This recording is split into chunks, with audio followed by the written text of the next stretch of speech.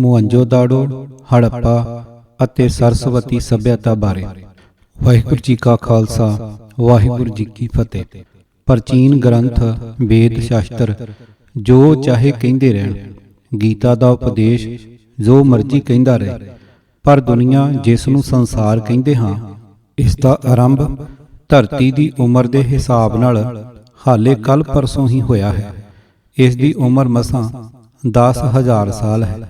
ਇਸ ਤੋਂ ਪਹਿਲਾਂ ਪੱਥਰ ਯੁੱਗ ਦਾ ਮਨੁੱਖ ਲੱਖ 2 ਲੱਖ ਵਰ੍ਹਿਆਂ ਤੱਕ ਪੱਥਰ ਦੇ ਹਥਿਆਰ ਜਾਂ ਸੰਦ ਬਣਾ ਕੇ ਜੰਗਲੀ ਜਾਨਵਰਾਂ ਦਾ ਸ਼ਿਕਾਰ ਜਾਂ ਜੰਗਲੀ ਫਲ ਫੁੱਲ ਇਕੱਠੇ ਕਰਕੇ ਅਤੇ ਗੁਫਾਵਾਂ 'ਚ ਰਹਿ ਕੇ ਜੀਵਨ ਗੁਜ਼ਾਰਦਾ ਰਿਹਾ।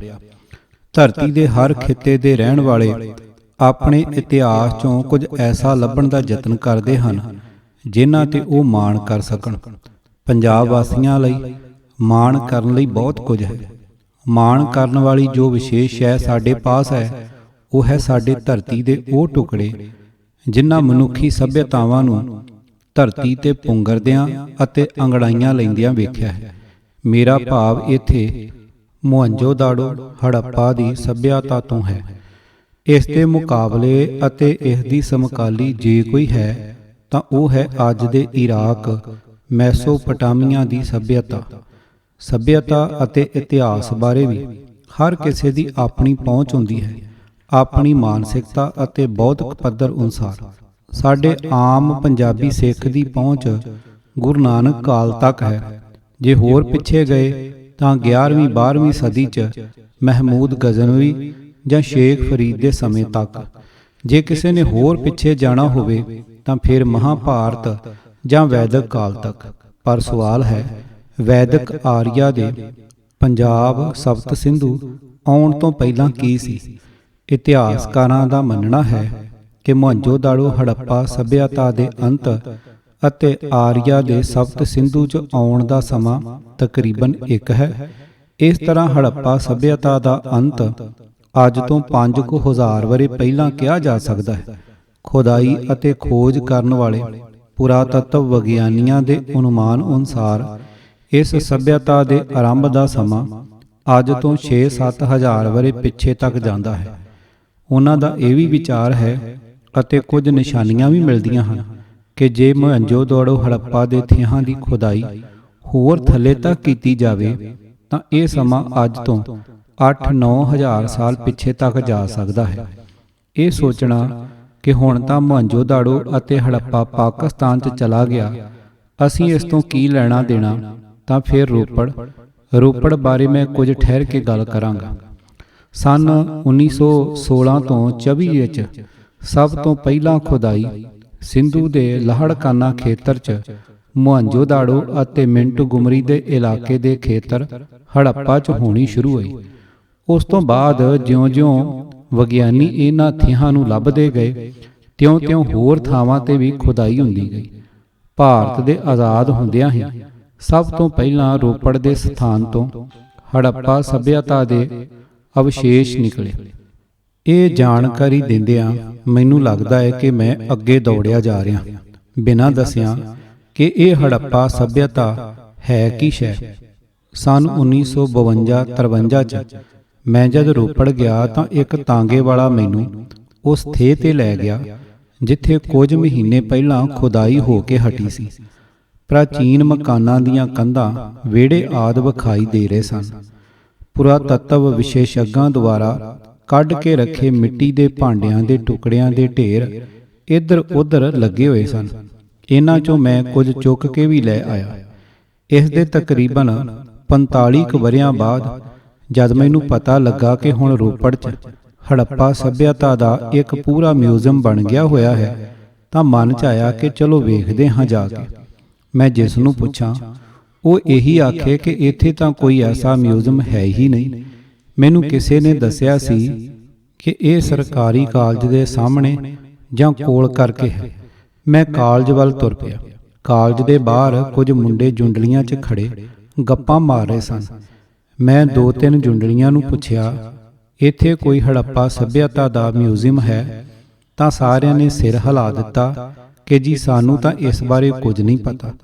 ਫਿਰ ਕਿਸੇ ਦੂਰ ਖੜੇ ਮੁੰਡੇ ਨੇ ਇੱਕ ਪਾਸੇ ਇਸ਼ਾਰਾ ਕਰਦਿਆਂ ਆਖਿਆ, ਉਹ ਵਾਲੀ ਇੱਕ ਬਿਲਡਿੰਗ ਹੈ, ਉੱਥੇ ਜਾ ਕੇ ਵੇਖੋ। ਜ਼ਾਹਰ ਸੀ ਕਿ ਕਾਲਜ ਦੇ ਮੁੰਡਿਆਂ ਨੇ ਉਹਦੇ ਅੰਦਰ ਕਦੀ ਵੜ ਕੇ ਨਹੀਂ ਸੀ ਵੇਖਿਆ। ਮੁਹੰਜੋ-ਦਾੜੋ ਸਿੰਧੀ ਭਾਸ਼ਾ ਦਾ ਸ਼ਬਦ ਹੈ, ਭਾਵ ਮੋਇਆਂ ਦਾ ਥੇ। ਮੁਹੰਜੋ-ਦਾੜੋ ਤੋਂ ਪਹਿਲਾਂ ਜਾਂ ਤਕਰੀਬਨ ਉਸ ਸਮੇਂ ਮਿੰਟਗੁਮਰੀ ਦੇ ਖੇਤਰ 'ਚ ਹੜੱਪਾ ਦੇ ਖੰਡਰ ਦੁਨੀਆ ਦੇ ਸਾਹਮਣੇ ਆਏ। ਇਸ ਤੋਂ ਪਹਿਲਾਂ ਕਿ ਵਿਗਿਆਨੀਆਂ ਨੂੰ ਉਸ ਬਾਰੇ ਪਤਾ ਲੱਗਦਾ, ਰੇਲਵੇ ਲਾਈਨਾਂ ਵਿਛਾਉਣ ਵਾਲਿਆਂ ਨੇ 5-6 ਹਜ਼ਾਰ ਪੁਰਾਣੀ ਉਸ ਸੱਭਿਅਤਾ ਦੇ ਖੰਡਰਾਂ ਦਾ ਬਹੁਤ ਸਾਰਾ ਹਿੱਸਾ ਹੜੱਪ ਕਰ ਲਿਆ। ਰੇਲ ਪਟੜੀਆਂ ਵਿਚਕਾਰ ਪੱਥਰਾਂ ਦੀ ਬਜਾਏ ਇਸ ਦੀਆਂ ਇੱਟਾਂ ਦੇ ਟੁਕੜੇ, ਮਿੱਟੀ ਦੇ ਭਾਂਡੇ ਆਦਿ ਵਿਛਾ ਦਿੱਤੇ। ਮੁਹੰਜੋ-ਦਾੜੋ ਦੇ ਖੰਡਰ ਸੰਨ 1924 ਚ ਦੁਨੀਆ ਦੇ ਸਾਹਮਣੇ ਆਏ। ਇਸ ਦੀ ਖੁਦਾਈ ਦਾ ਸਿਹਰਾ ਭਾਰਤੀ ਪੁਰਾਤੱਤਵ ਦੇ ਮਹਾਨਿਰਦੇਸ਼ਕ ਜਾਨ ਮਾਰਸ਼ਲ ਨੂੰ ਜਾਂਦਾ ਹੈ, ਪਰ ਅਸਲੀਅਤ ਇਹ ਹੈ ਕਿ ਪੁਰਾਤੱਤਵ ਵਿਗਿਆਨੀਆਂ 'ਚੋਂ ਸਭ ਤੋਂ ਪਹਿਲਾਂ ਹੀਰਾਨੰਦ ਸ਼ਾਸਤਰੀ ਨੇ ਸਿੰਧੂ ਘਾਟੀ 'ਚ ਪਹੁੰਚ ਕੇ ਹੜੱਪਾ ਦੀ ਖੁਦਾਈ ਕਰਵਾਈ ਸੀ। ਇਹ ਹੀਰਾਨੰਦ ਸ਼ਾਸਤਰੀ ਹਿੰਦੀ ਦੇ ਪ੍ਰਸਿੱਧ ਸਾਹਿਤਕਾਰ ਅਯੇਰ ਦੇ ਪਿਤਾ ਸਨ। ਮੁਹੰਜੋ-ਦਾੜੋ ਅਤੇ ਹੜੱਪਾ ਭਾਰਤ ਦੇ ਹੀ ਨਹੀਂ, ਦੁਨੀਆ ਦੇ ਸਭ ਤੋਂ ਪੁਰਾਣੇ ਵਿਉਂਤਬੱਧ ਸ਼ਹਿਰ ਮੰਨੇ ਜਾਂਦੇ ਹਨ। ਇਸ ਦੀ ਖੁਦਾਈ ਤੋਂ ਬਾਅਦ ਪੰਜਾਬ, ਰਾਜਸਥਾਨ, ਗੁਜਰਾਤ, ਹਰਿਆਣਾ, ਬਲੋਚਿਸਤਾਨ 'ਚ ਹੋਰ ਪ੍ਰਾਚੀਨ ਸ਼ਹਿਰ ਵੀ ਮਿਲੇ। ਮੁਹੰਜੋ-ਦਾੜੋ ਤਾਂਬਾ ਕਾਲ ਦੇ ਬਾਕੀ ਸ਼ਹਿਰਾਂ 'ਚੋਂ ਸਭ ਤੋਂ ਵੱਡਾ ਹੈ। ਖੁਦਾਈ ਕਰਦਿਆਂ ਬਹੁ ਗਿਣਤੀ 'ਚ ਇਮਾਰਤਾਂ, ਸੜਕਾਂ, ਧਾਤ ਪੱਥਰ ਦੀਆਂ ਮੂਰਤੀਆਂ, ਚਾਕ ਤੇ ਬਣੇ ਚਿੱਤਰਕ ਭਾਂਡੇ, ਸਾਜ਼ੋ ਸਮਾਨ ਅਤੇ ਖਿਡੌਣੇ ਆਦਿ ਮਿਲੇ। ਇਹਨਾਂ ਵਸਤੂਆਂ ਦੁਆਰਾ ਹੀ ਦੁਨੀਆ ਦੀ ਸਭ ਤੋਂ ਪਹਿਲੀ ਇਸ ਸੱਭਿਅਤਾ ਦਾ ਅਧਿਐਨ ਸੰਭਵ ਹੋ ਸਕਿਆ। ਮੁਹੰਜੋ-ਦਾੜੋ ਦੇ ਬਾਰੇ ਧਾਰਨਾ ਹੈ ਕਿ ਆਪਣੇ ਦੌਰ 'ਚ ਇਹ ਸਿੰਧੂ ਘਾਟੀ ਦੀ ਸੱਭਿਅਤਾ ਦਾ ਕੇਂਦਰ ਰਿਹਾ ਹੋਵੇਗਾ, ਇੱਕ ਤਰ੍ਹਾਂ ਦੀ ਰਾਜਧਾਨੀ। ਮੰਨਿਆ ਜਾਂਦਾ ਹੈ ਕਿ ਇਹ ਸ਼ਹਿਰ 200 ਹੈਕਟਰ ਦੇ ਖੇਤਰ 'ਚ ਫੈਲਿਆ ਹੋਇਆ ਸੀ। ਵਸੋਂ ਤਕਰੀਬਨ 50,000 ਹੋਵੇਗੀ। ਦਿਲਚਸਪ ਗੱਲ ਇਹ ਹੈ ਕਿ ਚਾਹੇ ਇਹ ਮੈਦਾਨ ਦੀ ਸੱਭਿਅਤਾ ਸੀ, ਪਰ ਪੂਰਾ ਸ਼ਹਿਰ ਛੋਟੇ-ਛੋਟੇ ਕਿਲਿਆਂ ਤੇ ਆਬਾਦ ਸੀ। ਇਹ ਟਿੱਲੇ ਪ੍ਰਕਿਰਤਕ ਨਹੀਂ ਸਨ। ਕੱਚੀਆਂ ਪੱਕੀਆਂ ਇੱਟਾਂ ਨਾਲ ਧਰਤੀ ਦੇ ਪੱਧਰ ਨੂੰ ਉੱਪਰ ਚੁੱਕਿਆ ਗਿਆ ਸੀ, ਤਾਂ ਕਿ ਜਿਸ ਵੇਲੇ ਸਿੰਧ ਦਰਿਆ ਵਿੱਚ ਹੜ੍ਹ ਆਉਣ ਤਾਂ ਉਸ ਦਾ ਪਾਣੀ ਟਿੱਲਿਆਂ ਦੇ ਚਾਰੇ ਪਾਸੇ ਫੈਲ ਜਾਏ। ਇੱਥੋਂ ਦੀ ਸੱਭਿਅਤਾ ਅਤੇ ਸੰਸਕ੍ਰਿਤੀ ਦੇ ਵਿਸ਼ੇਸ਼ ਨਿਸ਼ਾਨ ਚਾਹੇ ਹੁਣ ਅਜਾਇਬ ਘਰਾਂ ਦੀਆਂ ਸ਼ੀਸ਼ੇ ਦੀਆਂ ਅਲਮਾਰੀਆਂ 'ਚ ਸਜੇ ਪਏ ਹੋਣ, ਪਰ ਸ਼ਹਿਰ ਉੱਥੇ ਦਾ ਉੱਥੇ ਹੀ ਹੈ। ਮੁੱਖ ਤੌਰ ਤੇ ਹੜੱਪਾ ਅਤੇ ਮੁਹੰਜੋ-ਦਾੜੋ ਸ਼ਹਿਰ ਦੀ ਨਗਰ ਆਯੋਜਨਾ ਇੱਕੋ ਜਿਹੀ ਹੈ। ਸਭ ਤੋਂ ਉੱਚੇ ਟਿੱਲੇ ਉੱਤੇ ਗੜ੍ਹੀ ਦਾ ਕੋਟ ਹੈ। ਗੜ੍ਹੀ ਦੇ ਅੰਦਰ ਦਾ ਖੇਤਰ ਰਾਜਸੀ ਜਾਂ ਧਾਰਮਿਕ ਉਦੇਸ਼ ਲਈ ਇਸਤੇਮਾਲ ਕੀਤਾ ਜਾਂਦਾ ਹੋਵੇਗਾ। ਖੁਦਾਈ ਕਰਨ ਵਾਲਿਆਂ ਨੂੰ ਬਾਹਰਲੇ ਦੁਸ਼ਮਣ ਤੋਂ ਬਚਾਓ ਵਾਸਤੇ ਸਾਰੇ ਸ਼ਹਿਰ 'ਚ ਕਿਸੇ ਹਥਿਆਰਬੰਦ ਸੈਨਾ ਦੇ ਹੋਣ ਦੇ ਚਿੰਨ੍ਹ ਨਹੀਂ ਮਿਲੇ, ਨਾ ਹੀ ਕੋਈ ਖਾਸ ਹਥਿਆਰ। ਯੂਨਾਨੀ ਤੇ ਮੈਸੋਪੋਟਾਮੀਆ ਦੀ ਸੱਭਿਅਤਾ ਦੇ ਵਿਪਰੀਤ, ਜਿੱਥੇ ਯੁੱਧ ਅਤੇ ਯੁੱਧਬੰਦੀ ਸਭ ਤੋਂ ਵੱਡਾ ਕੰਮ ਸੀ, ਇਹ ਪੂਰਨ ਤੌਰ ਤੇ ਅਹਿੰਸਾ, ਸ਼ਾਂਤੀ ਵਾਲੀ ਸੱਭਿਅਤਾ ਸੀ। ਗੜ੍ਹੀ ਦੇ ਹੇਠਲੇ ਭਾਗ 'ਚ 2 ਨਗਰ, ਜੋ ਗੜ੍ਹੀ ਦੇ ਦੋਵੇਂ ਪਾਸੇ ਇੱਕ ਵਰਗ ਮੀਲ ਤੱਕ ਪਸਰੇ ਹੋਏ ਸਨ। ਸੜਕ 'ਚੋਂ ਸਭ ਤੋਂ ਚੌੜੀ ਸੜਕ 9 ਮੀਟਰ ਚੌੜੀ ਸੀ। ਛੋਟੀਆਂ ਸੜਕਾਂ ਜਾਂ ਵਸੋਂ ਦੀਆਂ ਗਲੀਆਂ 90 ਡਿਗਰੀ ਦੇ ਜਾਵੀਏ 'ਚ ਇੱਕ ਦੂਜੇ ਨੂੰ ਕੱਟਦੀਆਂ ਸਨ। ਸੜਕਾਂ ਅਤੇ ਗਲੀਆਂ 'ਚ ਘਰੋਂ ਨਿਕਲਣ ਵਾਲੇ ਪਾਣੀ ਦੀਆਂ ਨਾਲੀਆਂ ਬਣੀਆਂ ਹੋਈਆਂ ਸਨ, ਪੱਕੀਆਂ ਇੱਟਾਂ ਦੀਆਂ। ਹਰ ਘਰ 'ਚ ਕੂੜੇਦਾਨ ਅਤੇ ਗੁਸਲਖਾਨੇ ਸਨ। ਗੁਸਲਖਾਨਿਆਂ 'ਚ ਢੱਕੀਆਂ ਨਾਲੀਆਂ ਦੁਆਰਾ ਪਾਣੀ ਪਹੁੰਚਣ ਦਾ ਇੰਤਜ਼ਾਮ ਸੀ। ਪਾਣੀ ਲਿਆਉਣ ਅਤੇ ਘਰ ਦਾ ਗੰਦਾ ਪਾਣੀ ਬਾਹਰ ਲੈ ਜਾਣ ਵਾਲੀਆਂ ਨਾਲੀਆਂ ਇਹਨਾਂ ਪ੍ਰਾਚੀਨ ਸ਼ਹਿਰਾਂ ਦੀ ਬਹੁਤ ਪ੍ਰਭਾਵਸ਼ਾਲੀ ਪ੍ਰਾਪਤੀ ਸਮਝੀ ਜਾ ਸਕਦੀ ਹੈ, ਜੋ ਇਹ ਵੀ ਜ਼ਾਹਰ ਕਰਦੀ ਹੈ ਕਿ ਇਹਨਾਂ ਸ਼ਹਿਰਾਂ 'ਚ ਮਿਊਂਸਪਲ ਕਮੇਟੀਆਂ ਵੀ ਆਪਣਾ ਕੰਮ ਕਰਦੀਆਂ ਹੋਣਗੀਆਂ। ਘਰ ਆਮ ਕਰਕੇ 2 ਮੰਜ਼ਲਾ ਸਨ, ਜਿਨ੍ਹਾਂ ਵਿਚਕਾਰ ਇੱਕ ਵਿਹੜਾ ਵੀ ਹੁੰਦਾ ਸੀ। 3 ਘਰਾਂ ਲਈ ਇੱਕ ਖੂਹ ਸੀ। ਮੁਹੰਜੋ-ਦਾੜੋ ਅਤੇ ਹੜੱਪਾ ਸੱਭਿਅਤਾ ਦੀਆਂ ਸਭ ਤੋਂ ਮਹੱਤਵਪੂਰਨ ਇਮਾਰਤਾਂ ਇਹਨਾਂ ਦੇ ਅੰਨ ਭੰਡਾਰ ਅਤੇ ਇਸ਼ਨਾਨ ਕਰਨ ਦੇ ਤਲਾਅ ਹਨ। ਮੁਹੰਜੋ-ਦਾੜੋ ਦੇ ਟਿੱਲੇ ਦੇ ਸਭ ਤੋਂ ਉੱਪਰ ਬੌਧ ਸਤੂਪ ਦੇ ਨਿਸ਼ਾਨ ਮਿਲਦੇ ਹਨ, ਜੋ ਇਸ ਮਿੱਟੀ ਦੇ ਥੱਲੇ ਲੁਕੇ ਹੋਏ ਸ਼ਹਿਰ ਉੱਪਰ ਅੱਜ ਤੋਂ ਤਕਰੀਬਨ 2000 ਵਰ੍ਹੇ ਪਹਿਲਾਂ ਬਣਾਇਆ ਗਿਆ ਹੋਵੇਗਾ। ਕੁਝ ਵਰ੍ਹੇ ਪਹਿਲਾਂ ਤੱਕ ਮੰਨਿਆ ਜਾਂਦਾ ਸੀ ਕਿ ਮੁਹੱਜੋਦਾੜੋ ਅਤੇ ਹੜੱਪਾ ਵਪਾਰਕ ਸ਼ਹਿਰ ਸਨ। ਇਹ ਲੋਕ ਅੰਨ ਉਪਜਾਉਂਦੇ ਨਹੀਂ ਸਨ, ਬਾਹਰੋਂ ਮੰਗਵਾਉਂਦੇ ਸਨ। ਪਰ ਹੁਣ ਵਿਦਵਾਨ ਇਹ ਮੰਨਣ ਲੱਗ ਪਏ ਹਨ ਕਿ ਇਹ ਸੱਭਿਅਤਾ ਖੇਤੀਹਾਰਾਂ ਅਤੇ ਪਸ਼ੂ ਪਾਲਕਾਂ ਦੀ ਸੱਭਿਅਤਾ ਸੀ। ਚਾਹੇ ਇਸ ਦੇ ਵਪਾਰਕ ਸਮੁੰਦਰੀ ਜਹਾਜ਼ ਬੇਬੀਲੋਨੀਆ, ਸੁਮੇਰ ਤੱਕ ਆਉਂਦੇ ਜਾਂਦੇ ਸਨ। ਵਿਦਵਾਨਾਂ ਦਾ ਮੰਨਣਾ ਹੈ ਕਿ ਇੱਥੇ ਜਵਾਰ, ਬਾਜਰੇ ਅਤੇ ਰਾਂਗੀ ਦੀ ਉਪਜ ਹੁੰਦੀ ਸੀ। ਖਜੂਰ, ਖਰਬੂਜੇ ਤੇ ਅੰਗੂਰ ਉਗਾਏ ਜਾਂਦੇ ਸਨ। ਕਪਾਹ ਦੀ ਖੇਤੀ ਹੁੰਦੀ ਸੀ। ਸੂਤੀ ਕੱਪੜੇ ਦੇ ਨਮੂਨੇ ਵੀ ਮਿਲੇ ਹਨ। ਇਹ ਕੱਪੜੇ ਦੇ ਟੁਕੜੇ ਦੁਨੀਆ 'ਚ ਸੂਤ ਦੇ ਸਭ ਤੋਂ ਪੁਰਾਣੇ ਨਮੂਨਿਆਂ 'ਚੋਂ ਹਨ। ਦੂਸਰਾ ਸੂਤੀ ਕੱਪੜਾ 3000 ਸਾਲ ਪੁਰਾਣਾ ਜਾਰਡਨ 'ਚੋਂ ਮਿਲਿਆ ਹੈ। ਇਹ ਵੀ ਮੰਨਿਆ ਜਾਂਦਾ ਹੈ ਕਿ ਇੱਥੇ ਵੱਖ-ਵੱਖ ਵਰਗਾਂ ਦੇ ਲੋਕ, ਅਮੀਰ ਗਰੀਬ, ਵੱਖ-ਵੱਖ ਬਸਤੀਆਂ 'ਚ ਰਹਿੰਦੇ ਸਨ। ਅਮੀਰਾਂ ਦੀ ਬਸਤੀ 'ਚ ਜ਼ਿਆਦਾ ਖੂਹ ਅਤੇ ਵੱਡੀਆਂ ਸੜਕਾਂ ਸਨ। ਵੱਡੀ ਸੜਕ ਤੇ 2 ਗੱਡੇ ਨਾਲੋਂ ਨਾਲ ਚੱਲ ਸਕਦੇ ਸਨ। ਘਰਾਂ ਬਾਰੇ ਦਿਲਚਸਪ ਗੱਲ ਇਹ ਹੈ ਕਿ ਘਰਾਂ 'ਚ ਸੜਕ ਦੇ ਪਾਸੇ ਵੱਲ ਅੰਦਰ ਜਾਣ ਲਈ ਦਰਵਾਜ਼ਾ ਹੈ, ਪਰ ਕੋਈ ਬਾਰੀ ਨਹੀਂ। ਬਾਰੀਆਂ ਅੰਦਰਲੇ ਪਾਸੇ ਵੱਲ ਹਨ। ਇੱਥੇ ਇੱਕ ਵੱਡੇ ਘਰ 'ਚੋਂ ਕੁਝ ਪਿੰਜਰ ਨਿਕਲੇ ਹਨ ਜਿਨ੍ਹਾਂ ਬਾਰੇ ਵਿਗਿਆਨੀਆਂ ਨੇ ਵੱਖ-ਵੱਖ ਮਤ ਦਿੱਤੇ ਹਨ। ਸਭ ਤੋਂ ਮਹੱਤਵਪੂਰਨ ਨਰਤਕੀ ਦਾ ਸ਼ਿਲਪ ਇਸੇ ਘਰ 'ਚੋਂ ਨਿਕਲਿਆ ਹੈ। ਧਾਤੂ ਦਾ ਬਣਿਆ ਗਿੱਠਕ ਉੱਚਾ ਨਰਤਕੀ ਦਾ ਇਹ ਬੁੱਤ ਦੁਨੀਆ ਦੀਆਂ ਕੀਮਤੀ ਅਤੇ ਬੇਹੱਦ ਮਹੱਤਤਾ ਵਾਲੀਆਂ ਕਲਾਕ੍ਰਿਤਾਂ 'ਚੋਂ ਹੈ। ਧੌਲਾਵੀਰਾ।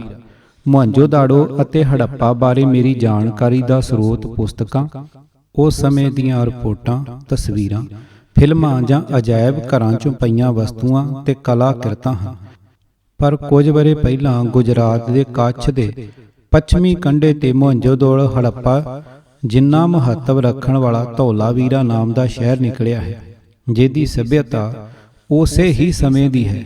ਇਤਿਹਾਸ ਦੀਆਂ ਆਮ ਪੁਸਤਕਾਂ 'ਚ ਇਸ ਬਾਰੇ ਲਿਖਿਆ ਸ਼ਾਇਦ ਹੀ ਦਿਸੇ, ਕਿਉਂਕਿ ਇਸ ਦੀ ਖੁਦਾਈ ਕੁਝ ਵਰ੍ਹੇ ਪਹਿਲਾਂ ਹੀ ਸ਼ੁਰੂ ਹੋਈ ਤੇ ਖਤਮ ਹੋਈ ਹੈ। ਮੈਨੂੰ ਇੱਥੇ ਜਾਣ ਦਾ ਅਵਸਰ 3 ਵਾਰੀ ਪ੍ਰਾਪਤ ਹੋਇਆ।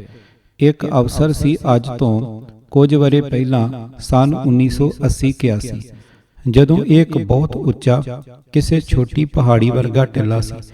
ਇਸ ਦੱਬੇ ਹੋਏ ਸ਼ਹਿਰ ਦੇ ਉੱਪਰ ਜੰਮੀ ਹੋਈ ਮਿੱਟੀ ਇਸ ਉੱਪਰ ਨਾਲ ਲੱਗਦੀ ਕੱਛ ਦੀ ਰਣ ਤੋਂ ਹਵਾਵਾਂ ਨਾਲ ਲੂਣ ਉੱਡ ਕੇ ਇਸ ਉੱਤੇ ਆਪਣੀ ਤਹਿ ਜਮਾਉਂਦਾ ਗਿਆ। ਇਸ ਲਈ ਲੋਕਾਂ ਨੇ ਇਸ ਦਾ ਨਾਮ ਧੌਲਾ ਭਾਵ ਚਿੱਟਾ ਵੀਰਾ ਭਾਵ ਟਿੱਲਾ ਧੌਲਾਵੀਰਾ ਰੱਖ ਲਿਆ।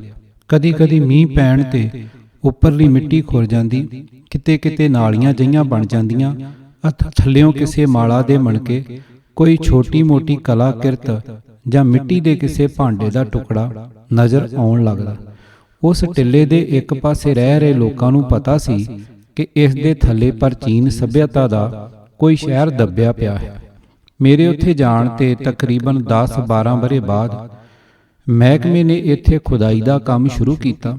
ਸ਼ੁਰੂ ਕਰਨ ਤੋਂ ਪਹਿਲਾਂ ਉਹਨਾਂ ਨੂੰ ਵੀ ਕੋਈ ਅਨੁਮਾਨ ਨਹੀਂ ਸੀ ਕਿ ਉਹਨਾਂ ਨੂੰ ਮੁਹੱਜੋਦਾੜੋ ਜਿੱਡਾ ਅਤੇ ਐਨ ਉਹਨਾਂ ਹੀ ਸਮਿਆਂ ਦਾ ਸ਼ਹਿਰ ਇਸ ਦੇ ਥੱਲਿਓਂ ਮਿਲ ਜਾਵੇਗਾ। ਜਿਸ ਵੇਲੇ ਖੁਦਾਈ ਹੋ ਰਹੀ ਸੀ ਤਾਂ ਉਸ ਸਮੇਂ ਵੀ ਮੈਂ ਪੂਰਾ ਵਿਸ਼ੇਸ਼ ਵਿਗਿਆਨੀਆਂ ਨੂੰ ਛੋਟੇ-ਛੋਟੇ ਰੰਬਿਆਂ ਨਾਲ 1-1 ਇੰਚ ਦੀ ਖੁਦਾਈ ਅਤੇ ਥੱਲਿਓਂ ਨਿਕਲਦੀਆਂ ਵਸਤੂਆਂ, ਪੱਥਰਾਂ, ਮਿੱਟੀ ਦੇ ਭਾਂਡਿਆਂ ਨੂੰ ਤੁੱਥ ਬਰਸ਼ ਨਾਲ ਸਾਫ਼ ਕਰਦਿਆਂ ਵੇਖਿਆ। ਕਿਸੇ ਪ੍ਰਾਚੀਨ ਦੱਬੇ ਹੋਏ ਸ਼ਹਿਰ ਦੀ ਕਿਸੇ ਕੰਧ ਜਾਂ ਕਿਸੇ ਕਲਾਕ੍ਰਿਤ ਨੂੰ 5000 ਵਰ੍ਹਿਆਂ ਬਾਅਦ ਕਿਸੇ ਵੀ ਅੱਖ ਨੇ ਪਹਿਲੀ ਵਾਰ ਵੇਖਿਆ ਸੀ। ਇਸ ਵਿੱਚ ਵੀ ਇੱਕ ਰੋਮਾਂਸ ਹੈ, ਕਿਸੇ ਸਫਲਤਾ ਪ੍ਰਾਪਤੀ ਵਾਲਾ ਆਨੰਦ ਹੈ, ਜੋ ਇੱਕ ਵਿਗਿਆਨੀਆਂ ਨੂੰ ਸਾਲਾਂ ਬੱਧੀ ਇੱਕੋ ਥਾਵੇਂ ਬੰਨ੍ਹ ਕੇ ਜਕੜ ਰੱਖਦਾ ਹੈ। ਮੇਰੇ ਵਰਗੇ ਲਈ ਵੀ ਰੋਮਾਂਟਿਕ ਅਨੁਭਵ ਇਹ ਹੁੰਦਾ ਹੈ ਕਿ ਮੈਂ ਦੁਨੀਆ 'ਚ ਬਣੇ ਸਭ ਤੋਂ ਪਹਿਲੇ ਸ਼ਹਿਰ ਦੀਆਂ ਗਲੀਆਂ 'ਚ ਘੁੰਮ ਫਿਰ ਰਿਹਾ ਸਾਂ। ਮੈਂ ਇਸ ਦੀ ਕਿਸੇ ਵੀ ਕੰਧ ਨਾਲ ਪਿੱਠ ਟਿਕਾ ਕੇ ਖੜਾ ਹੋ ਸਕਦਾ ਸਾਂ। ਕਿਸੇ ਘਰ ਦੇ ਦਰਵਾਜ਼ੇ 'ਚੋਂ ਲੰਘ ਕੇ ਇੰਜ ਮਹਿਸੂਸ ਕਰਦਾ ਸਾਂ ਕਿ ਕੋਈ ਔਰਤ ਆਪਣੀ ਰਸੋਈ 'ਚੋਂ ਨਿਕਲ ਕੇ ਪੁੱਛੇਗੀ ਕਿ ਮੈਂ ਕੌਣ ਹਾਂ ਅਤੇ ਅੰਦਰ ਕੀ ਕਰਨ ਆਇਆ ਸਾਂ। ਕਿਸੇ ਰੁੱਖ ਦੇ ਮੁੱਢ ਜਾਂ ਕਿਸੇ ਪੱਥਰ ਨੂੰ ਕੱਟ ਤਰਾਸ਼ ਕੇ ਕਿਸੇ ਟੱਬ ਦੀ ਸ਼ਕਲ 'ਚ ਬਣਿਆ ਵੇਖ ਕੇ ਉਸ ਦੇ ਕੋਲ ਕਿਸੇ ਕੁੜੀ ਨੂੰ ਕੱਪੜੇ ਧੋਂਦੇ ਵੇਖ ਸਕਦਾ ਸਾਂ। ਇਹ ਵੀ ਕਲਪਨਾ ਕਰ ਸਕਦਾ ਸਾਂ ਕਿ ਕਿਸੇ ਵੇਲੇ ਇਸ ਦੇ ਵਿਹੜੇ 'ਚ ਹਾਸੇ ਗੂੰਜਦੇ ਅਤੇ ਕਿਸੇ ਅਲਬੇਲੀ ਦੀਆਂ ਝਾਂਜਰਾਂ ਛਣਕਦੀਆਂ ਹੋਣਗੀਆਂ। ਕਿਸੇ ਮਕਾਨ ਜਾਂ ਗਲੀ ਦੀ ਛੱਤ 'ਤੇ ਖੜੇ ਹੋ ਕੇ ਸਾਹਮਣੇ ਦਿਸਦੀ ਮੀਲਾਂ ਤੱਕ ਪਾਕਿਸਤਾਨ ਸਿੰਧ ਤੱਕ ਪਸਰੀ ਕੱਛ ਦੀ ਰਣ ਨੂੰ ਵੇਖਣਾ ਅਨੁਭਵ ਹੁੰਦਾ ਹੈ। ਧੌਲਾਵੀਰਾ ਤਿੰਨ ਪਾਸਿਓਂ ਕੱਛ ਦੀ ਰਣ ਨਾਲ ਘਿਰਿਆ ਹੋਇਆ ਹੈ। ਇਹ ਕੱਛ ਦੇ ਮੁੱਖ ਖੇਤਰ ਨਾਲ ਮਨੁੱਖ ਦੁਆਰਾ ਬਣਾਈ ਇੱਕ ਛੋਟੀ ਤੰਗ ਜਿਹੀ ਪੱਟੀ ਨਾਲ ਜੁੜਿਆ ਹੋਇਆ ਹੈ। ਪਹਿਲੀ ਵਾਰ ਮੈਂ ਇੱਥੇ ਆਪਣੇ ਕੁਝ ਕੱਛੀ ਦੋਸਤਾਂ ਨਾਲ ਊਠਾਂ ਤੇ ਬੈਠ ਕੇ ਅਤੇ ਕੱਛ ਦੀ ਰਣ ਦੇ 20 ਕਿਲੋਮੀਟਰ ਦੇ ਪੈਂਡੇ ਨੂੰ ਪਾਰ ਕਰਕੇ ਪਹੁੰਚਿਆ ਸੀ। ਇਸ ਸਮੇਂ ਕੱਛ ਦੀ ਰਣ ਲੂਣ ਦੇ ਵਿਸ਼ਾਲ ਮੈਦਾਨ ਵਾਂਗ ਦਿਸਦੀ ਹੈ। ਅੱਜ ਤੋਂ ਕੁਝ 100 ਵਰ੍ਹੇ ਪਹਿਲਾਂ ਇਸ ਦੇ ਆਲੇ ਦੁਆਲੇ ਡੂੰਘਾ ਸਾਗਰ ਹੁੰਦਾ ਸੀ। ਫਿਰ ਧਰਤੀ ਦੀ ਉਥਲ ਪੁਥਲ ਕਾਰਨ ਰਣ ਦਾ ਇਹ ਕਾਫੀ ਹਿੱਸਾ ਉੱਪਰ ਆ ਗਿਆ। ਹੁਣ ਜਿਸ ਸਾਲ ਮੀਂਹ ਬਹੁਤ ਪੈਂਦੇ ਹਨ ਤਾਂ ਪਾਣੀ ਗੋਡੇ ਗੋਡੇ ਖੜਾ ਹੋ ਜਾਂਦਾ ਹੈ। ਪਾਣੀ ਦੇ ਸੁੱਕਣ ਨਾਲ ਥੱਲੇ ਲੂਣ ਰਹਿ ਜਾਂਦਾ ਹੈ। ਇਹ ਵੀ ਕਿਹਾ ਜਾ ਸਕਦਾ ਹੈ ਕਿ ਉਹਨਾਂ ਸਮਿਆਂ 'ਚ ਧੌਲਾਵੀਰਾ ਤੋਂ ਸਿੰਧ ਤੱਕ 40-50 ਕਿਲੋਮੀਟਰ ਦਾ ਫਾਸਲਾ ਪਾਣੀ ਦੇ ਜਹਾਜ਼ ਜਾਂ ਬੇੜੀਆਂ ਰਾਹੀਂ ਪਾਰ ਕੀਤਾ ਜਾ ਸਕਦਾ ਸੀ। ਜਿਸ ਤਰ੍ਹਾਂ ਸਿੰਧ ਦਰਿਆ ਅਤੇ ਅਰਬ ਸਾਗਰ ਰਾਹੀਂ ਮੋਹਨਜੋਦਾੜੋ ਹੜੱਪਾ ਤੋਂ ਮੈਸੋਪੋਟਾਮੀਆ ਵਿਚਕਾਰ ਤਜਾਰਤੀ ਜਹਾਜ਼ ਚੱਲਦੇ ਸਨ, ਉਸੇ ਤਰ੍ਹਾਂ ਧੌਲਾਵੀਰਾ ਵੀ ਮੈਸੋਪੋਟਾਮੀਆ ਨਾਲ ਜੁੜਿਆ ਹੋਇਆ ਸੀ। ਕੱਛ ਦੇ ਦੂਸਰੇ ਦੱਖਣੀ ਕੰਢੇ ਤੋਂ ਲਖਪਤ ਨਾਮ ਦੀ ਬੰਦਰਗਾਹ ਤੋਂ ਹੀ ਗੁਰੂ ਨਾਨਕ ਸਾਹਿਬ ਜੀ ਕਿਸੇ ਜਹਾਜ਼ 'ਚ ਬੈਠ ਕੇ ਮੱਕੇ ਮਦੀਨੇ ਗਏ ਸਨ। ਸਾਰਾ ਧੌਲਾਵੀਰਾ ਮੋਹਨਜੋਦਾੜੋ ਵਾਂਗ 3 ਹਿੱਸਿਆਂ 'ਚ ਵੰਡਿਆ ਦਿਸਦਾ ਹੈ। ਇੱਕ ਹੈ ਉੱਚੀ ਥਾਂ ਤੇ ਬਣੀ ਗੜੀ, ਜਿੱਥੇ ਰਾਜ-ਕਾਜ ਨਾਲ ਜੁੜੇ ਲੋਕ ਰਹਿੰਦੇ ਸਨ। ਦੂਜਾ ਹੈ ਵਿਚਕਾਰਲਾ ਹਿੱਸਾ, ਜਿੱਥੇ ਰੱਜੇ ਪੁੱਜੇ ਵਰਗਾਂ ਦੇ ਲੋਕ ਰਹਿੰਦੇ ਸਨ। ਤੀਜੇ ਹਿੱਸੇ 'ਚ ਆਮ ਜਨਤਾ ਰਹਿੰਦੀ ਸੀ। 3 ਹਿੱਸਿਆਂ ਵਿਚਕਾਰ ਕੁਝ ਖੁੱਲ੍ਹੇ ਸਥਾਨ ਹਨ, ਜਿੱਥੇ ਅਨੁਮਾਨ ਲਾਇਆ ਜਾਂਦਾ ਹੈ ਕਿ ਲੋਕਾਂ ਦੇ ਦਿਲ ਪਰਚਾਵੇ ਲਈ ਖੇਡ ਤਮਾਸ਼ਿਆਂ ਦਾ ਪ੍ਰਬੰਧ ਕੀਤਾ ਜਾਂਦਾ ਸੀ। ਸ਼ਾਇਦ ਨਾਟਕ ਜਾਂ ਨ੍ਰਿਤ ਪ੍ਰਦਰਸ਼ਨ ਵੀ ਹੁੰਦੇ ਹੋਣ। ਇਹ ਸਾਰਾ ਖੇਤਰ ਪਰਬਤੀ ਹੈ। 2 ਪਾਸੇ ਬਰਸਾਤੀ ਨਦੀਆਂ ਹਨ। ਬਰਸਾਤ ਦੇ ਮੌਸਮ 'ਚ ਇਹਨਾਂ ਨਦੀਆਂ ਦੇ ਪਾਣੀ ਨੂੰ ਪੱਥਰ ਕੱਟ ਕੇ ਬਣਾਏ ਗਏ ਕੁੰਡਾਂ 'ਚ ਇਕੱਠਾ ਕਰ ਲਿਆ ਜਾਂਦਾ ਸੀ। ਹੜੱਪਾ ਸੱਭਿਅਤਾ ਦੀਆਂ ਹੋਰ ਕਈ ਸੱਭਿਅਤਾਵਾਂ ਅਤੇ ਧੌਲਾਵੀਰਾ 'ਚੋਂ ਇੱਕ ਅੰਤਰ ਹੈ। ਉਹ ਇਹ ਕਿ ਬਾਕੀ ਦੇ ਨਗਰਾਂ 'ਚ ਪਕਾਈਆਂ ਹੋਈਆਂ ਇੱਟਾਂ ਦੀ ਵਰਤੋਂ ਕੀਤੀ ਜਾਂਦੀ ਸੀ, ਪਰ ਇਸ ਦੇ ਸਾਰੇ ਮਕਾਨ, ਸਰੋਵਰ, ਸਟੇਡੀਅਮ ਆਦਿ ਘੜੇ ਹੋਏ ਪੱਥਰਾਂ ਦੇ ਬਣੇ ਹੋਏ ਹਨ। ਹੜੱਪਾ ਸੱਭਿਅਤਾ ਦੇ ਹੋਰ ਸਥਾਨ ਲੋਥਲ, ਕਾਲੀਬੰਗਨ, ਬਨਾਵਲੀ, ਰਾਖੀਗੜੀ ਆਦਿ ਮੋਹਨਜੋਦਾੜੋ ਜਾਂ ਧੌਲਾਵੀਰਾ ਦੇ ਛੋਟੇ ਰੂਪ ਹਨ। ਇਹਨਾਂ ਸੱਭਿਅਤਾਵਾਂ ਦੇ ਲੋਪ ਹੋ ਜਾਣ ਦੇ ਕੀ ਕਾਰਨ ਹਨ? ਇਹ ਸਵਾਲ ਵਿਗਿਆਨੀਆਂ ਨੂੰ ਕਈ ਦਹਾਕਿਆਂ ਤੋਂ ਪਰੇਸ਼ਾਨ ਕਰਦਾ ਆ ਰਿਹਾ ਹੈ ਕਿ ਇਹ ਸੱਭਿਅਤਾ ਇੱਕਦਮ ਲੋਪ ਕਿਵੇਂ ਹੋ ਗਈ।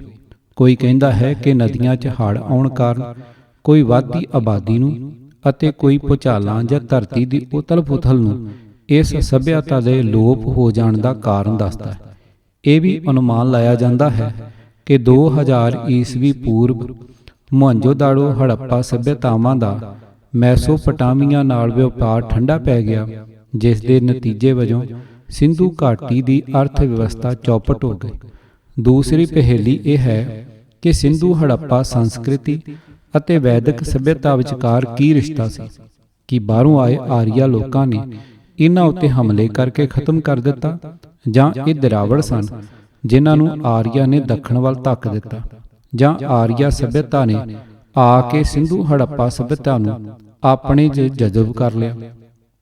ਸ਼ਾਇਦ ਇਸੇ ਤਰ੍ਹਾਂ ਦੇ ਸਵਾਲਾਂ ਨੂੰ ਨਜ਼ਰ 'ਚ ਰੱਖਦਿਆਂ ਇਤਿਹਾਸਕਾਰ ਰੋਮੀਲਾ ਥਾਪਰ ਨੇ ਇਸ ਮੁੱਦੇ ਨੂੰ ਭਾਰਤੀ ਇਤਿਹਾਸ ਦੀ ਸਭ ਤੋਂ ਪਚੀਦਾ ਕੁੰਡੀ ਆਖਿਆ ਹੈ। ਸਮੱਸਿਆ ਪਚੀਦਾ ਵੀ ਹੈ, ਭਰਮਾਊ ਵੀ ਹੈ ਅਤੇ ਖਤਰਨਾਕ ਵੀ। ਖਤਰਨਾਕ ਇਸ ਤਰ੍ਹਾਂ ਕਿ ਕੁਝ ਵਰ੍ਹਿਆਂ ਤੋਂ ਸਾਡੇ ਸੰਕੀਰਣ ਹਿੰਦੂਵਾਦੀ ਵੈਦਿਕ ਸੰਸਕ੍ਰਿਤੀ ਨੂੰ ਹੜੱਪਾ ਯੁੱਗ 'ਚ ਸਥਾਪਿਤ ਕਰਨ ਦੀਆਂ ਕੋਸ਼ਿਸ਼ਾਂ ਵਿੱਚ ਹਨ। ਉਹਨਾਂ ਦੀ ਪਰੇਸ਼ਾਨੀ ਇਸ ਕੁੰਡੀ 'ਚ ਹੈ ਕਿ ਉਹ ਆਪਣੇ ਆਪ ਨੂੰ ਆਰੀਆ ਸਮਝਦੇ ਹੋਏ ਇਹ ਨਹੀਂ ਚਾਹੁੰਦੇ ਕਿ ਆਰੀਆ ਵੀ ਬਾਕੀ ਦੀਆਂ ਕੌਮਾਂ ਵਾਂਗ ਬਾਹਰੋਂ ਆਏ ਸਨ। ਉਹਨਾਂ ਦਾ ਤੌਖਲਾ ਤਦ ਹੀ ਦੂਰ ਹੋ ਸਕਦਾ ਹੈ ਜੇ ਆਰੀਆ ਸੱਭਿਅਤਾ ਨੂੰ ਹੜੱਪਾ ਸੱਭਿਅਤਾ ਨਾਲ ਜੋੜ ਦਿੱਤਾ ਜਾਵੇ।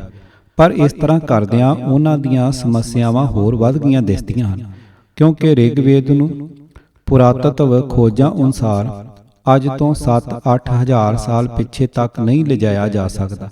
ਸਿੰਧੂ ਘਾਟੀ ਹੜੱਪਾ ਸੱਭਿਅਤਾ ਦਾ ਆਰੰਭਕ ਕਦਮ 7000 ਈਸਵੀ ਪੂਰਵ ਮੰਨਿਆ ਜਾਂਦਾ ਹੈ।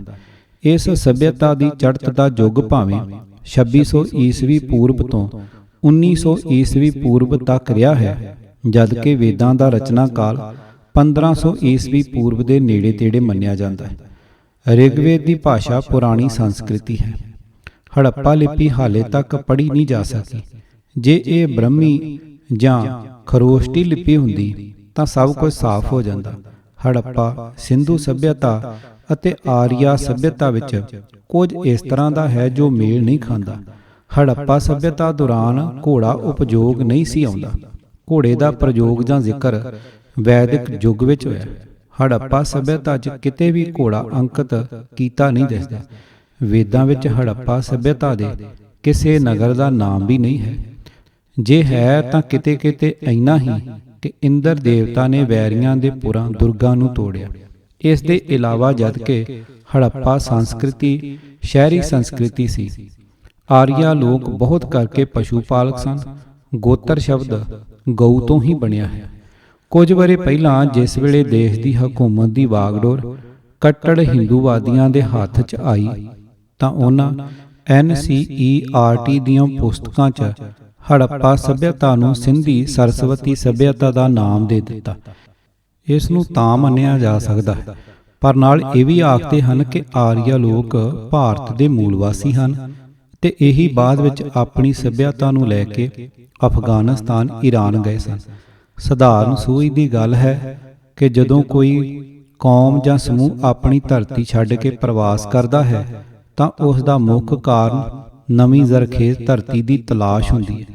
ਜਦਕਿ ਇਤਿਹਾਸ ਇਹ ਦੱਸਦਾ ਹੈ ਕਿ ਰਿਗਵੇਦ ਦੇ ਆਰੀਆ ਪਹਿਲਾਂ ਸਪਤ ਸਿੰਧੂ 'ਚ ਕਈ ਸੌ ਵਰ੍ਹਿਆਂ ਤੱਕ ਰਹਿੰਦੇ ਰਹੇ। ਫਿਰ ਹੌਲੀ ਹੌਲੀ ਤਕਰੀਬਨ ਮਹਾਭਾਰਤ ਦੇ ਸਮੇਂ ਤੋਂ ਕੁਝ ਸਮਾਂ ਪਹਿਲਾਂ ਜਮੁਨਾ ਪਾਰ ਕਰਕੇ ਗੰਗਾ ਦੇ ਮੈਦਾਨਾਂ 'ਚ ਜਾ ਕੇ ਵਸਦੇ ਰਹੇ। ਇੱਥੇ ਇਹ ਹਿੰਦੂਵਾਦੀ ਉਲਟਾ ਪਾਠ ਪੜ੍ਹਾਉਣ ਦਾ ਯਤਨ ਕਰ ਰਹੇ ਹਨ ਕਿ ਆਰੀਆ ਲੋਕ ਸਪਤ ਸਿੰਧੂ ਦੇ ਹਰੇ ਭਰੇ ਮੈਦਾਨਾਂ ਨੂੰ ਛੱਡ ਕੇ ਅਫਗਾਨਿਸਤਾਨ ਦੇ ਖੁਸ਼ਕ ਪਰਬਤਾਂ ਅਤੇ ਈਰਾਨ ਦੇ ਮਾਰੂਥਲਾਂ ਵੱਲ ਜਾਂਦੇ ਰਹੇ। ਇਸ ਤੋਂ ਇਲਾਵਾ ਹੋਰ ਵੀ ਬਹੁਤ ਕੁਝ ਹੈ ਜੋ ਹੜੱਪਾ ਸਿੰਧੂ ਸੱਭਿਅਤਾ ਨੂੰ ਵੈਦਿਕ ਸੱਭਿਅਤਾ ਤੋਂ ਵੱਖਰਾਉਂਦਾ ਦਿਸਦਾ ਹੈ। ਹੜੱਪਾ ਸੱਭਿਅਤਾ ਦੇ ਲੋਕ ਪੱਕੀ ਇੱਟ ਦੇ ਮਕਾਨਾਂ 'ਚ ਰਹਿੰਦੇ ਸਨ, ਜਦਕਿ ਵੈਦਿਕ ਕਾਲ ਦੇ ਆਰੀਆ ਲੋਕ ਝੌਂਪੜੀਆਂ ਜਾਂ ਸ਼ਾਇਦ ਫਿਰ ਕੱਚੇ ਮਕਾਨਾਂ 'ਚ। ਸਿੰਧੂ ਸਰਸਵਤੀ ਸੱਭਿਅਤਾ ਨੂੰ ਸਿੰਧੂ ਸਰਸਵਤੀ ਸੱਭਿਅਤਾ ਦਾ ਨਾਮ ਦਿੰਦਾ ਹੈ। ਤਾਂ ਮਾਰਕਸਵਾਦੀ ਇਤਿਹਾਸਕਾਰ ਕਹਿੰਦੇ ਹਨ ਕਿ ਸਰਸਵਤੀ ਤਾਂ ਮਥਕ ਨਾਮ ਹੈ। ਵਾਸਤਵ 'ਚ ਸਰਸਵਤੀ ਨਦੀ ਕੋਈ ਹੈ ਹੀ ਨਹੀਂ। ਜਾਂ ਕਹਿੰਦੇ ਕਿ ਰਿਗਵੇਦ 'ਚ ਸਿੰਧੂ ਨਦੀ ਨੂੰ ਹੀ ਸਰਸਵਤੀ ਨਦੀ ਦਾ ਨਾਮ ਦਿੱਤਾ ਗਿਆ। ਦੋਹਾਂ ਧਿਰਾਂ ਦਾ ਆਪੋ ਆਪਣਾ ਏਜੰਡਾ। ਹਿੰਦੂਤਵਵਾਦੀ ਹੜੱਪਾ ਸੱਭਿਅਤਾ ਨੂੰ ਸਰਸਵਤੀ ਨਾਲ ਜੋੜ ਕੇ ਇਸ ਨੂੰ ਆਰੀਆ ਸੱਭਿਅਤਾ ਦੇ ਪ੍ਰਾਚੀਨ ਅੰਗ ਦੇ ਤੌਰ ਤੇ ਪ੍ਰਮਾਣਿਤ ਕਰਨਾ ਚਾਹੁੰਦੇ ਹਨ। ਦੂਜਾ ਖੱਬੇ ਪੱਖੀ ਧੜਾ ਇਸ ਤਰਕ ਨੂੰ ਨਕਾਰਦਿਆਂ ਹੋਇਆਂ ਆਰੀਆ ਲੋਕਾਂ ਨੂੰ ਬਾਹਰੋਂ ਆਏ ਹੋਏ ਪ੍ਰਮਾਣਿਤ ਕਰਦੇ ਹਨ। ਹਿੰਦੂਤਵਵਾਦੀਆਂ ਅਤੇ ਕੁਝ ਵਿਸ਼ੇਸ਼ ਮਾਹਰਾਂ ਦਾ ਮੰਨਣਾ ਹੈ ਕਿ ਰਿਗਵੇਦ ਕਾਲ 'ਚ ਸਰਸਵਤੀ ਇੱਕ ਮਹਾਨ ਨਦੀ ਸੀ ਜੋ ਹਿਮਾਲਾ ਪਰਬਤ 'ਚੋਂ ਨਿਕਲ ਕੇ ਕੱਛ ਦੇ ਸਾਗਰ 'ਚ ਜਾ ਮਿਲਦੀ ਸੀ। ਰਿਗਵੇਦ ਦਾ ਖੇਤਰ ਮੁੱਖ ਤੌਰ ਤੇ ਅੱਜ ਦੇ ਪਾਕਿਸਤਾਨ ਅਤੇ ਹਿੰਦੁਸਤਾਨ ਦੇ ਪੰਜਾਬ ਅਤੇ ਇਸ ਦਾ ਸਮੀਪਵਰਤੀ ਖੇਤਰ ਹੈ। ਸਪਤ ਸਿੰਧੂ ਨਾਂ ਇਸ ਖੇਤਰ ਦੀਆਂ 7 ਨਦੀਆਂ 'ਚੋਂ ਪਿਆ ਸੀ। ਸਰਸਵਤੀ, ਸਤਦਰੂ, ਸਤਲੁਜ, ਵਿਪਾਸ਼ਾ ਭਾਵ ਬਿਆਸ, ਅਸਕਿਨੀ ਚਨਾਬ, ਪੂਰਸ਼ਣੀ ਰਾਵੀ, ਵਿਸਤਤਾ ਜੇਹਲਮ ਅਤੇ ਸਿੰਧ। ਲੁਪਤ ਹੋ ਚੁੱਕੀ ਸਰਸਵਤੀ ਦੇ ਬਚੇ ਹੋਏ ਭਾਗ 'ਚ ਹਰਿਆਣਾ ਅਤੇ ਰਾਜਸਥਾਨ 'ਚ ਘੱਗਰ, ਬਹਾਵਲਪੁਰ ਪਾਕਿਸਤਾਨ 'ਚ ਇਹ ਹਾਕੜਾ ਨਦੀ ਕਹਾਉਂਦੀ ਹੈ। ਰਿਗਵੇਦ ਦੇ ਇਲਾਵਾ ਸਰਸਵਤੀ ਨਦੀ ਦਾ ਜ਼ਿਕਰ ਮਹਾਭਾਰਤ, ਭਾਗਵਤ ਪੁਰਾਣ ਵਿੱਚ ਆਉਂਦਾ ਹੈ ਅਤੇ ਹੋਰ ਕਈ ਪ੍ਰਾਚੀਨ ਗ੍ਰੰਥਾਂ ਵਿੱਚ ਵੀ।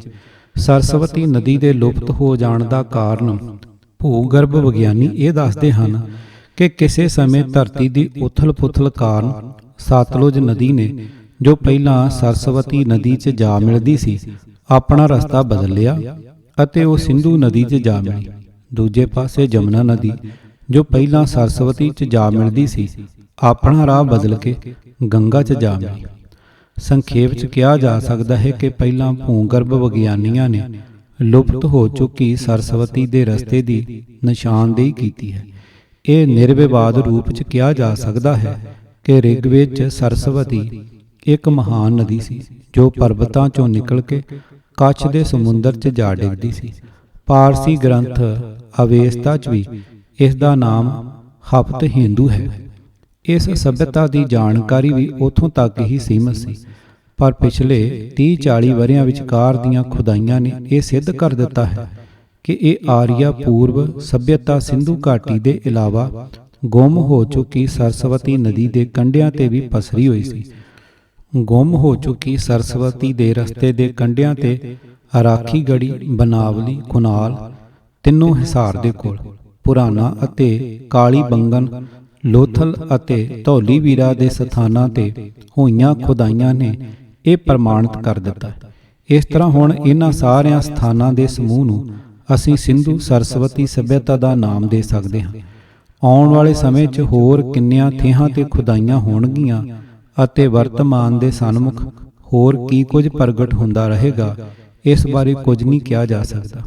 ਬਿਲਕੁਲ ਨਵੀਆਂ ਖੁਦਾਈਆਂ ਤੋਂ ਬਾਅਦ ਪਾਕਿਸਤਾਨ ਦੇ ਬਲੋਚਿਸਤਾਨ ਖੇਤਰ 'ਚ ਵੀ ਹੜੱਪਾ ਸਭਿਅਤਾ ਦੇ ਨਿਸ਼ਾਨ ਲੱਭੇ ਹਨ, ਜਿਵੇਂ ਕਿ ਸਰਕੋਟੜਾ, ਬਾਲਾਕੋਟ ਫਾਰਸ ਦੀ ਖਾੜੀ ਵੱਲ ਜਾਣ ਵਾਲੇ ਰਸਤੇ ਤੇ ਅਤੇ ਡਾਬਰਕੋਟ ਅਫਗਾਨਿਸਤਾਨ ਵੱਲ ਜਾਣ ਵਾਲੇ ਰਸਤੇ ਤੇ ਗੋਮਲ ਘਾਟੀ ਦੇ ਪੈਰਾਂ ਵਿੱਚ। ਮਾਹਰਾਂ ਦਾ ਕਹਿਣਾ ਹੈ ਕਿ ਇਹ ਸਾਰੀਆਂ ਸਭਿਅਤਾਵਾਂ ਮੁੱਖ ਕਰਕੇ ਵਪਾਰੀ ਸਭਿਅਤਾਵਾਂ ਸਨ। ਉਸ ਸਮੇਂ ਇਹਨਾਂ ਦਾ ਵਪਾਰ ਮੈਸੋਪੋਟਾਮੀਆ, ਇਰਾਕ, ਈਰਾਨ ਆਦਿ ਦੀਆਂ ਸਭਿਅਤਾਵਾਂ ਨਾਲ ਚੱਲਦਾ ਸੀ। ਸਮੁੰਦਰ ਰਾਹੀਂ ਅਤੇ ਥਲ ਰਾਹੀਂ ਬਲੋਚਿਸਤਾਨ ਅਤੇ ਅਫਗਾਨਿਸਤਾਨ 'ਚੋਂ ਨਿਕਲੀਆਂ ਇਹਨਾਂ ਸਭਿਅਤਾਵਾਂ ਵਾਲੇ ਸਥਾਨਾਂ ਦਾ ਹੋਣਾ ਸੁਭਾਵਿਕ ਹੀ ਸੀ। ਪਿਛਲੇ 30 ਵਰ੍ਹਿਆਂ 'ਚ ਬਲੋਚਿਸਤਾਨ ਅਤੇ ਸੂਬਾ ਸਰਹੱਦ ਪਾਕਿਸਤਾਨ ਦੇ ਸਥਾਨਾਂ ਤੇ ਹੋਈਆਂ ਖੁਦਾਈਆਂ ਨੇ ਪੁਰਾਤੱਤਵ ਦਾ ਨਕਸ਼ਾ ਹੀ ਬਦਲ ਦਿੱਤਾ ਹੈ। ਇੱਥੇ ਨਵ ਪਾਸ਼ਾਣ ਯੁੱਗ ਦੇ ਤਕਰੀਬਨ 9000 ਸਾਲ ਪੁਰਾਣੇ ਸਿੰਧੂ ਹੜੱਪਾ ਸਭਿਅਤਾ ਦੇ ਆਰੰਭ ਦੇ ਪ੍ਰਮਾਣ ਮਿਲੇ ਹਨ। ਇਹਨਾਂ ਪ੍ਰਮਾਣਾਂ 'ਚੋਂ ਲੋਹਾ ਅਤੇ ਆਰੇਦਾਰ ਪਹੀਆ ਨਹੀਂ ਹੈ ਜਿਸ ਤਰ੍ਹਾਂ ਦਾ ਪਹੀਆ ਆਰੀਆ ਲੋਕ ਇਸਤੇਮਾਲ ਕਰਦੇ ਹਨ, ਨਾ ਹੀ ਕਿਸੇ ਪਾਲਤੂ ਜਾਂ ਜੰਗਲੀ ਘੋੜੇ ਦੇ ਪ੍ਰਮਾਣ। ਇਹ ਵੀ ਦੱਸਣਾ ਇੱਥੇ ਵਾਜਬ ਹੋਏਗਾ ਕਿ ਇਹਨਾਂ ਵਸਤੂਆਂ ਦਾ ਬਿਆਨ ਰਿਗਵੇਦ ਦੇ ਸ਼ਲੋਕਾਂ 'ਚ ਬਹੁਤ ਵਾਰ ਕੀਤਾ ਗਿਆ ਹੈ। ਜੇ ਇਹ ਵਸਤੂਆਂ ਬਾਅਦ 'ਚ ਹੋਂਦ ਵਿੱਚ ਆਈਆਂ ਤਾਂ ਵੈਦਿਕ ਕਾਲ ਹੜੱਪਾ ਕਾਲ ਤੋਂ ਪੁਰਾਣਾ ਕਿਵੇਂ ਹੋ ਸਕਦਾ ਹੈ? ਇਸ ਤੋਂ ਇਲਾਵਾ ਦੋ ਹੋਰ ਪੱਖ ਵੀ ਹਨ। ਇੱਕ ਇਹ ਕਿ ਜੋ ਕਲਾ ਕਿਰਤਾਂ ਮੁਹੰਜੋ-ਦਾੜੋ ਹੜੱਪਾ ਸਭਿਅਤਾਵਾਂ 'ਚੋਂ ਨਿਕਲੀਆਂ ਹਨ, ਕਿ ਇਹਨਾਂ ਦਾ ਜ਼ਿਕਰ ਰਿਗਵੇਦ 'ਚ ਕਿਤੇ ਆਉਂਦਾ ਹੈ। ਦੂਸਰਾ ਮਹੱਤਵਪੂਰਨ ਪੱਖ ਹੜੱਪਾ ਸਭਿਅਤਾ ਦੇ ਸ਼ਹਿਰੀਕਰਨ ਦੇ ਗੁਣ ਹਨ, ਕਿ ਇਸ ਦੇ ਬਰਾਬਰ ਦਾ ਸ਼ਹਿਰੀਕਰਨ ਰਿਗਵੇਦ 'ਚ ਕਿਤੇ ਮਿਲਦਾ ਹੈ। ਇਸ ਸ਼ਹਿਰੀਕਰਨ ਦੇ ਕੁਝ ਵਿਸ਼ੇਸ਼ ਲੱਛਣ ਸਮੂਹਕ ਇਸ਼ਨਾਨ ਘਰ, ਪੱਕੀਆਂ ਇੱਟਾਂ ਦੇ ਥੜੇ ਅਤੇ ਮਕਾਨ, ਘਰਾਂ 'ਚੋਂ ਪਾਣੀ ਦੇ ਨਿਕਾਸ ਦੀਆਂ ਨਾਲੀਆਂ, ਪੇਚੀਦਾ ਕਿਲ੍ਹੇਬੰਦੀ, ਅੰਨ ਘਰ, ਧਾਰਮਿਕ ਰਹੁ-ਰੀਤਾਂ ਲਈ ਤਲਾਅ, ਉੱਚ ਨਮੂਨੇ ਦੀ ਕਲਾਤਮਕ ਕਾਰੀਗਰੀ, ਪੱਕੀ ਮਿੱਟੀ ਦੇ ਖਿਡੌਣੇ, ਧਾਤੂ ਦੀਆਂ ਬਣੀਆਂ ਦੇਵੀ ਦੇਵਤਿਆਂ ਦੀਆਂ ਮੂਰਤੀਆਂ ਆਦਿ, ਇਹਨਾਂ ਸਭ ਕੁਝ ਦਾ ਵੇਰਵਾ ਰਿਗਵੇਦ 'ਚ ਕਿਤੇ ਨਹੀਂ ਮਿਲਦਾ।